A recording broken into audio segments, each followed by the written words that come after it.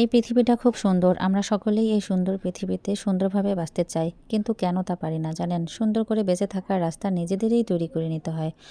দুঃখ কষ্টকে মনে করতে হবে আল্লাহর দান। ওরা সুখের যমজ বোন।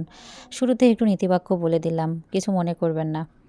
যারা আমার আজকের এই ভিডিওটি দেখবেন তাদেরকে শুরুতেই আসসালামু আলাইকুম। আশা করছি আপনারা সবাই ভালো আছেন। আলহামদুলিল্লাহ আমিও ভালো আছি আপনাদের দোয়া এবং ভালোবাসা পেয়ে। তাই আরেকটি নতুন রেসিপি নিয়ে হাজির হলাম আপনাদের সামনে।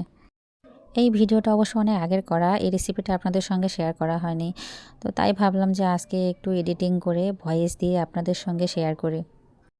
তো এই মাংসের কালো ভুনাটা কিন্তু এক একজন এক একভাবে রান্না করে। তো আমি যেভাবে রান্না করেছিলাম সেভাবে রেসিপিটা আপনাদের সঙ্গে শেয়ার করছি। আশা করছি আপনাদের ভালো লাগবে। আমরা যেভাবে নিত্যদিন মাংসটা রান্না করি ঠিক সেভাবেই হচ্ছে এই তো কড়াইয়ের মধ্যে মাংসগুলো দিয়ে দিলাম। এখানে কিন্তু আমি হাড় ছাড়াই মাংসটা নিয়েছি আর কি, একটু চর্বিযুক্ত মাংস নিলে ভালো হয়। তো নেওয়ার পর এখানে হচ্ছে পরিমাণ মতো পেঁয়াজ, লবণ, হলুদ, মরিচের গুঁড়ো, আদা বাটা, রসুন বাটা, গরম মশলা বাটা, সব ধরনের মশলা দিয়ে আমি হাত দিয়ে ভালো করে মাখিয়ে নিয়েছি। মাখিয়ে নিয়ে ওই কড়াইয়ের মধ্যে অবশ্য আমি 1 ঘন্টার জন্য রেখে দিয়েছিলাম। এরপরে এই তো চুলা জ্বালিয়ে আমি কিন্তু মাটির চুলায় রান্না করব।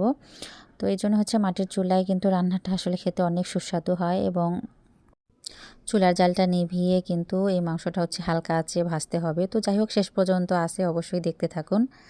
তো আমরা হচ্ছে নিত্যদিন যেভাবে মাংস রান্না করি ঠিক ওভাবেই হচ্ছে মাংসটা রান্না করে নিতে হবে, ভালো করে আর কি সিদ্ধ করে নিতে হবে। আপনারা চাইলে হচ্ছে প্রেসারেও হচ্ছে সিদ্ধ করে নিতে পারেন। আমি হচ্ছে কড়াইয়েই একবারে করে ফেললাম। যেহেতু এগুলো ছিল কিন্তু হচ্ছে টাটকা মাংস। এটা হচ্ছে আমার ঈদের করা ভিডিও। ঈদের সময় আমি যে কালা ভুনাটা করেছিলাম সেই রেসিপিটাই আজকে আপনাদের সঙ্গে শেয়ার করছি। তো কালো ভুনার মূল উপকরণটাই হচ্ছে কিন্তু সরিষার তেল দিয়ে বাগার দেয়া। আর এই তো হচ্ছে মাংসটা আমি অনেকক্ষণ ধরে জাল করে নিয়ে ভালো করে হচ্ছে কষিয়ে নিয়েছি।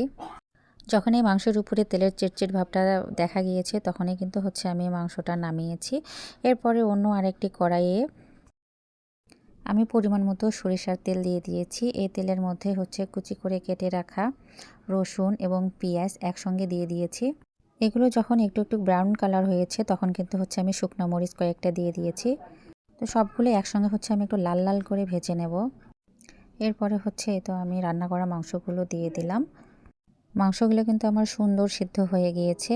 এরপর হচ্ছে আমি চুলা রাসটা কমিয়ে এগুলো আস্তে আস্তে করে ভাজতে থাকবো। আর এখন আমি কয়েকটি কাঁচামরিচ আর একটু গুঁড়ো মশলা অ্যাড করে দিয়ে দিলাম। খড়ির চুলায় কালো ভুনা করতে গেলে কিন্তু লোহার কড়াই বেশ ছেড়ে দিতে হবে। আর এই কালো ভুনা হচ্ছে যত ভাজবেন ততই কিন্তু মজা, আর গরম গরম খেতে রুটির সঙ্গে বলেন বা ভাতের সঙ্গে বলেন দুটোতেই কিন্তু মজা। এই তো আমার কালা ভুনার কালার কিন্তু চলে আসছে। আপনাদের কাছে আমার কালা ভুনার এই কালারটা কেমন লাগতেছে?